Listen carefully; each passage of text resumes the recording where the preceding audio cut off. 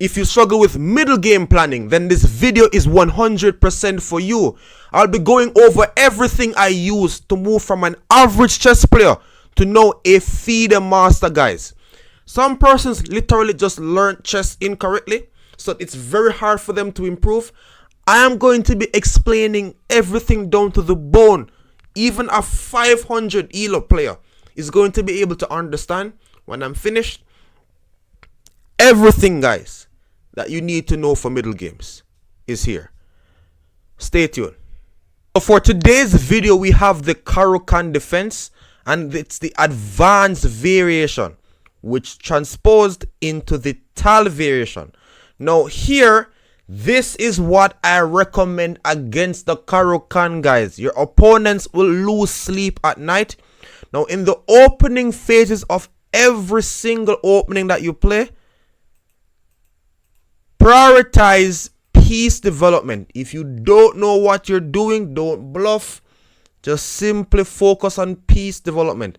Now what bishop to g5 does, it basically poses an early problem to the black pieces, as black is unable to develop normally with moves like e6 and so forth, which is basically like regular Caro-Kann.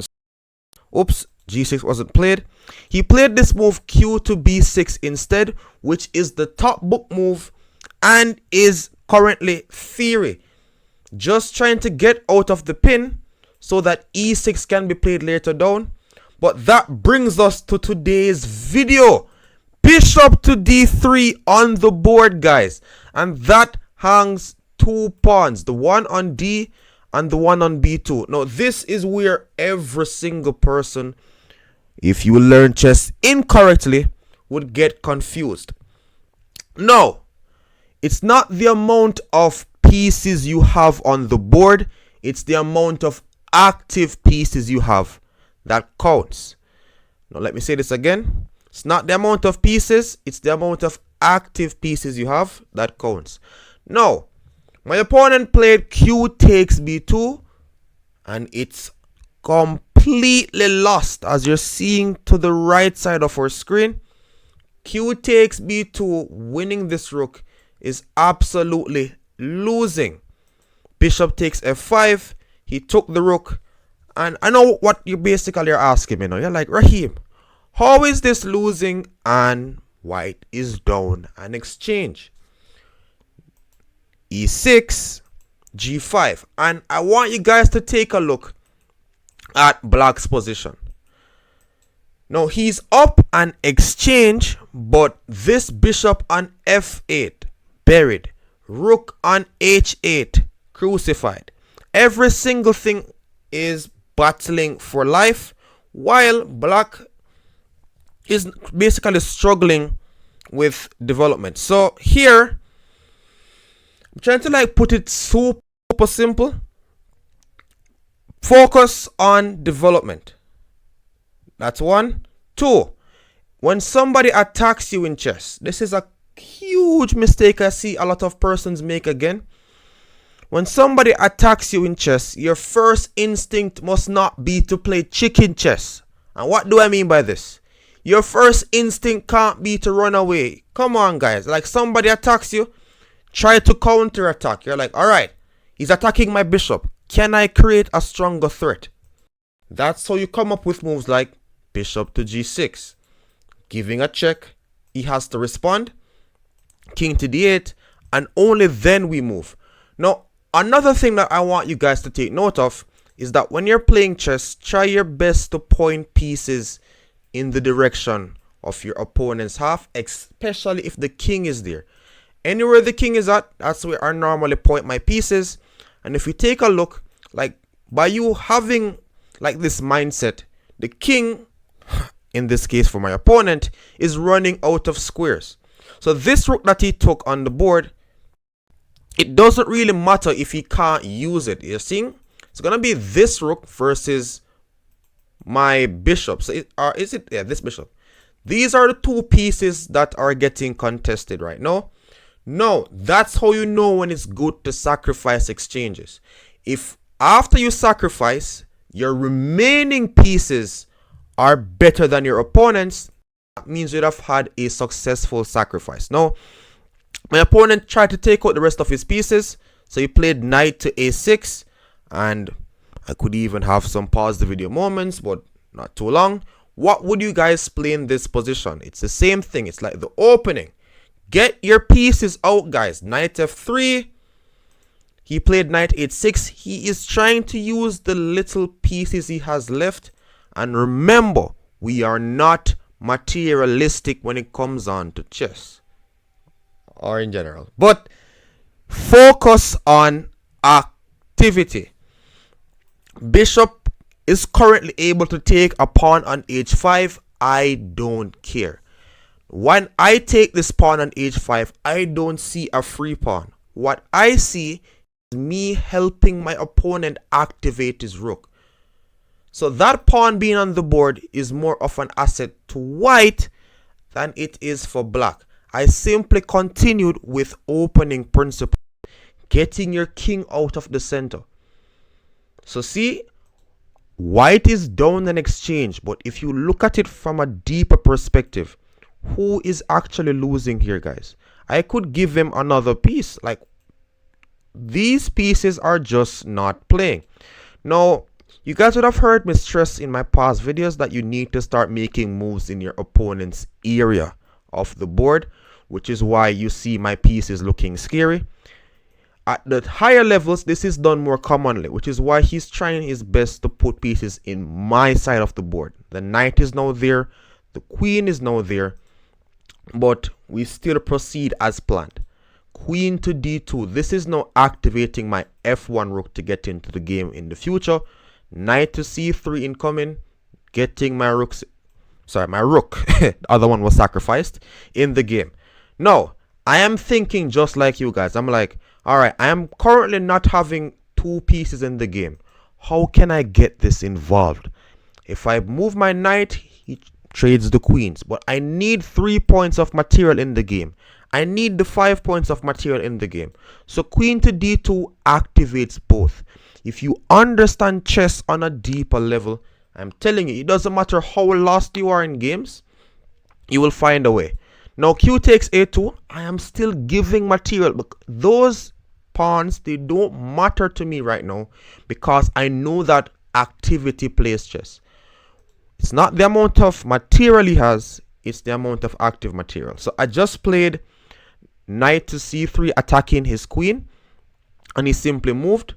And now I want you guys to look at this position and try to guess what would you play. Now this is going to bring us to another topic, which is piece optimization, which again I have stressed. I am just putting it here to ensure that you guys understand this principle, master this concept. This is not just something you want to see, it's something you want to master, guys. It's going to help you again with the base of your chess, trying to improve, especially with rapid ratings. Now, queen to d3 on the board. Why did I play this? With everything that I just said, why did I just play q to d3? I'm looking at all my pieces. I'm like, all right, my bishop, well done. Bishop on f4, well done. Knight can be improved. Queen wasn't really doing much as well, but also my knight on f3. A piece can be active but not optimized. So when you're trying to optimize pieces, you want to give it maximum work. You're like, all right, this knight on f3, if I was supposed to pick a square, where would I put it? And if there's none currently, you try to put it in the most aggressive position possible. In this case, it was on b3, hitting the knight on a5. Also, remember, with planning, you need to look for a weakness or weaknesses in your opponent's area of the board and ensure that your pieces are targeting. Now, you guys would have learned about like the more obvious weaknesses like doubled pawns, so forth. But you need to spot like weak squares, entry points in your opponent's position where you can actually infiltrate. So example, right now the black king is currently stalemated. If I can afford to give black a really solid check with another piece, that would be checkmate. Example, with this pawn on b7. And with no further ado, the same knight I brought from f3 is now hippity hoppity and going to that square to get to b7. And that is indeed a checkmate, guys. But this would not be possible if I didn't look to optimize my pieces. So knight to b3, he went queen back to a6. And this is showing you exactly how much pressure black is actually under.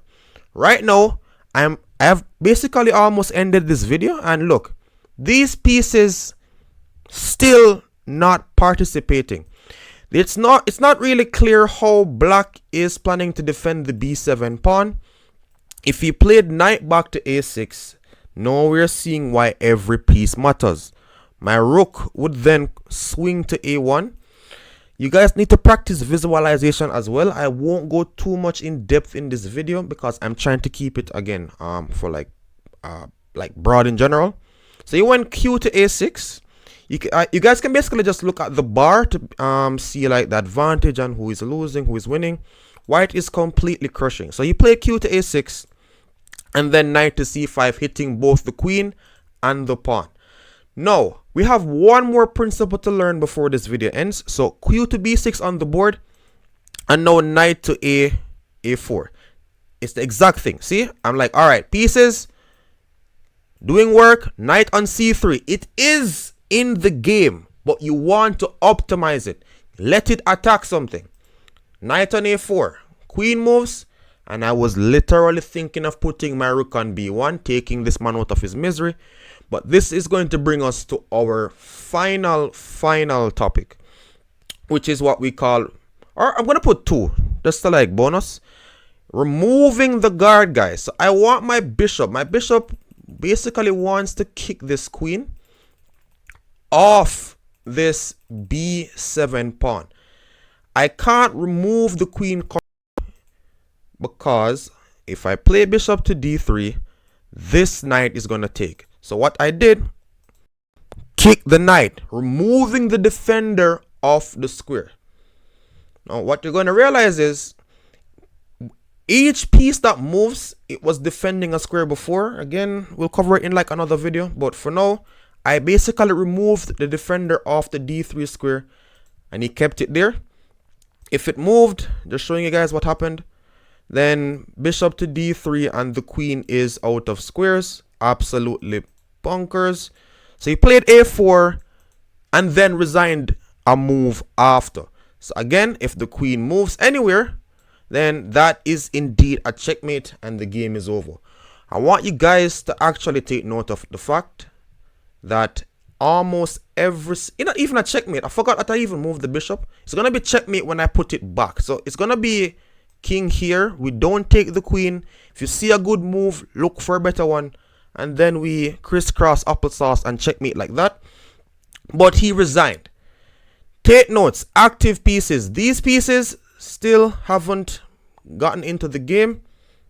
Don't play chess like this. And I hope this video broadened your understanding. Like and subscribe for more videos like this.